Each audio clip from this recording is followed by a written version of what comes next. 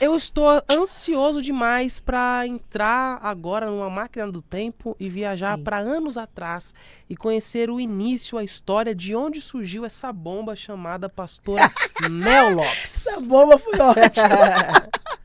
Então, eu sou uma garota, fruto de um relacionamento que não deu certo.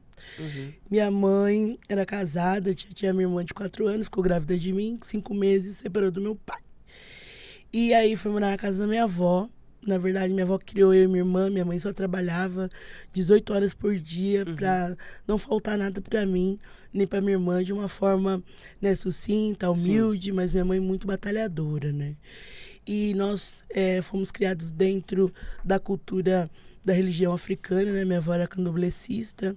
Então, a nossa, como eu posso falar, a nossa construção de fé foi, né, baseada foi baseado no candomblé, mas a minha avó também, ela apreciava o catolicismo. Então, ela criou a gente também com alguns costumes do catolicismo. A gente fez crisma, a gente fez primeira comunhão, todo domingo de manhã.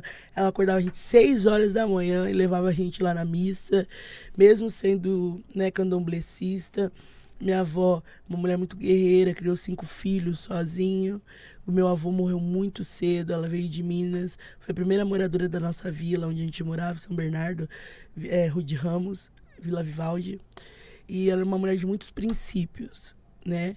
E isso ficou muito marcante na minha história e na história da minha irmã. Se você conversar com nós duas, você vai pensar às vezes que a gente não fala tanto da nossa mãe, mas é porque foi a minha avó que construiu, né, a nossa cultura. Vocês cresceram aí do lado com a avó. Ela criou a gente como criou os filhos, né? E assim, a construção de fé e também a herança espiritual. Quando eu nasci, minha avó me pegou no hospital, né? E depois de 7, 8 dias, ela era espírita, e minha madrinha também, irmã dela. E falaram que a herança, né, de toda a gama espiritual estava sobre a minha vida. Que quando ela não estivesse, seria eu.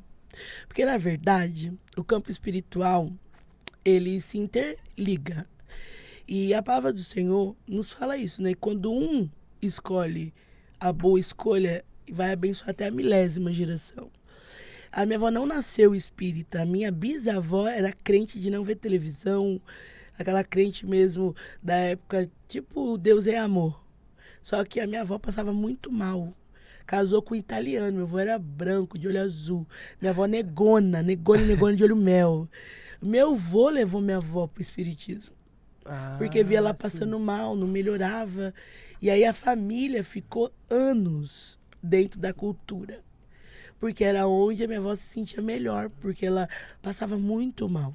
Então, foi por exemplo, na reza, né, da católica, não melhorava. Foi na benzedeira, não melhorava. Aí meu avô levou a minha avó pro espiritismo e aí toda a família se tornou espírita, entendeu? Só que aí a minha prima, Fernanda, se converteu, mas eu, Melina, gostava. Então, assim, dei muito trabalho. Sempre fui uma criança muito rebelde, né? A minha avó fala, meu Deus, a Melina, isso, bebezinho, assim, criança, dei muito trabalho com saúde também, era muito doente, né? Só que quando eu cheguei na idade de 17 anos, foi ali o meu amadurecimento, né? A minha escolha e o cumprimento de algumas promessas que Deus ia fazendo na minha vida. Então nós temos ali a pequena Melina, né? Que tem ali, cresce com a avó, né? Junto com a irmã, com a sua avó.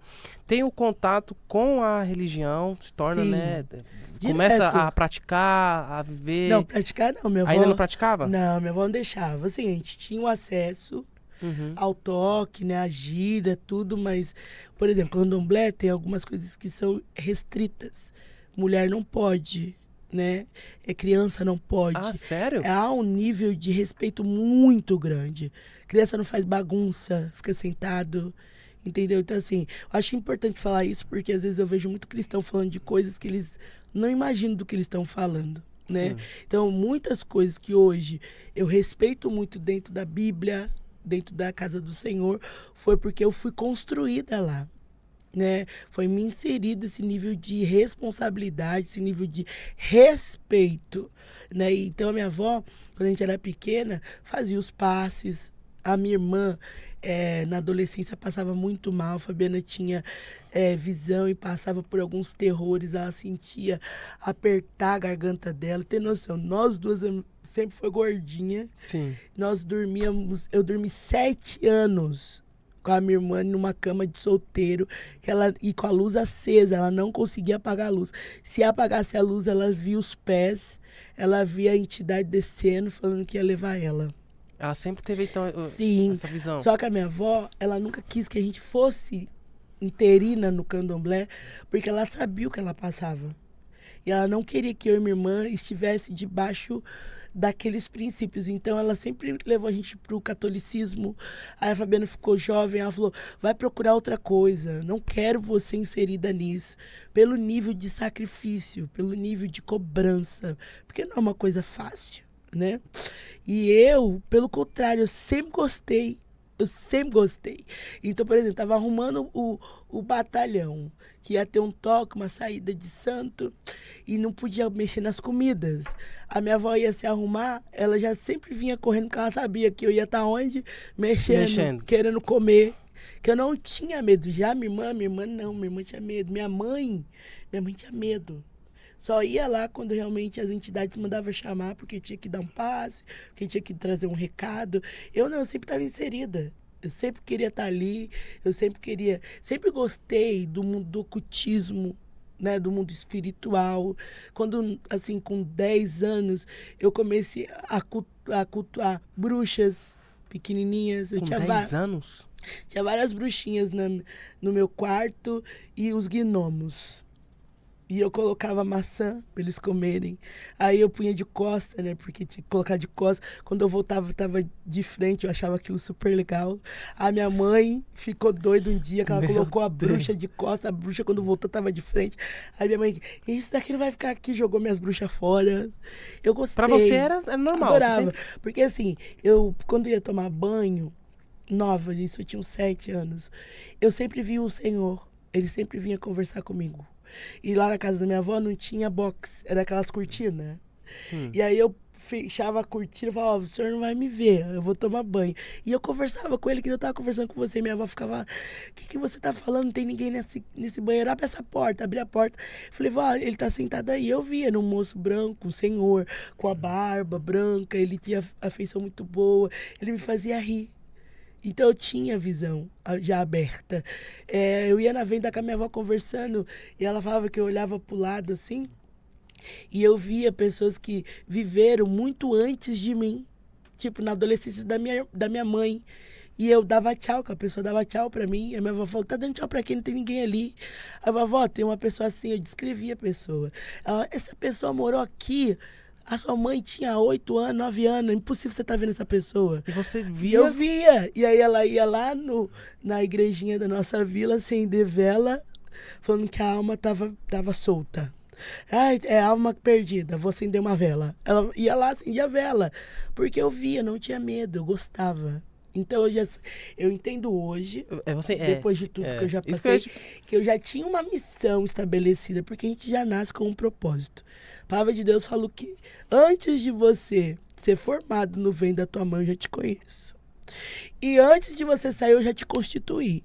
Então, Deus me constituiu ali com o dom que Ele ia me dar. Só que Ele precisava amadurecer esse dom. E para amadurecer esse dom, eu precisei passar por alguns processos, alguns lugares, para hoje eu poder usufruir desse dom na vertente certa, sabe? No objetivo certo, que o meu objetivo de vida é salvação e libertação de pessoas. É o meu chamado, Deus me chama para libertação. Uau. Desde cedo, então, você já sempre percebeu que Deus estava te chamando para essa área, porque... Eu não sabia que era Deus, eu só queria estar ali naquele meio. É nisso que Ele te usa, né? Hoje Ele me usa. Hoje eu deixo Ele me usar. Essa vontade de viver essa questão, assim, da religião, do espiritismo e tal. Hoje eu acredito que deve ser claro, né, na sua mente, que Sim. É porque Deus, Ele, na verdade, sempre deixou sinais que te usaria justamente no mundo espiritual, como tem te usado. Tanto que hoje, assim, a gama de pessoas que nos seguem, muitos a gente tirou desse ambiente. Tirou? Ah, legal. Por quê? Porque é um ambiente que eu fui selada. Então eu tenho um entendimento do que eles hoje vivem e o que Deus tem para eles, com a vertente da palavra, com o conhecimento da palavra. Entendeu? Então tem pessoas que precisam passar por ali, porque o Senhor precisa dar conhecimento. Hoje, quando eu entro em alguns ambientes, eu não preciso orar para saber quem tá ali. Porque a minha vivência faz eu conhecer o plano espiritual e alguns tipos de principados, de potestades, de entidades. Então você entra, você já sabe quem tá dominando. Então você já sabe qual é o canal através da palavra que você vai destruir, quebrar aquilo tudo que estava acontecendo.